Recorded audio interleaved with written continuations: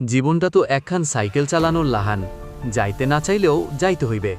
জীবনটারে যদি মোরা একখান সাইকেলের লগে তুলনা করি, তাইলে একখান জিনিস খুব পরিষ্কার করে বুঝতে পারি, আপনি যতক্ষণ চালাবেন ততক্ষণই ব্যালেন্স ঠিক রাখতে পারবেন।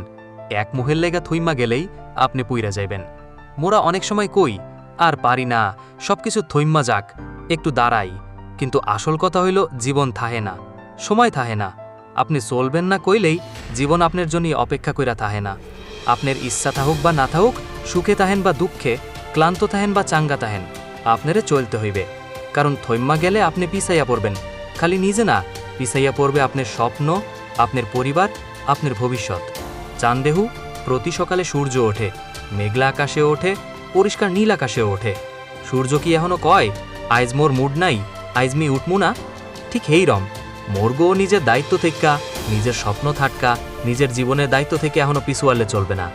হইতে পারে আপনি আজ ক্লান্ত, হইতে পারে আপনি ব্যর্থ হয়েছেন, হইতে পারে চাইরোদিকে খালি না না আর হার।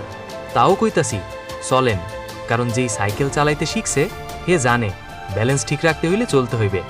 আইজের এই চলা হয়তো কষ্টকর, হয়তো পাহাড়ের ঢাল বাইয়া উঠতে হইতাছে, কিন্তু মনে রাখেন যখন আপনি হেই চূড়াই উঠা যাইবেন তখন নিচের দৃশ্যটা পাল্টাইয়া যাইবে। জীবনে যারা বড় কিছু করছে এরা এখনও থাহে নাই, এরা পইরা গেছে, আবার উঠছে, হাঁপাইয়া উঠছে, কিন্তু থাহে নাই।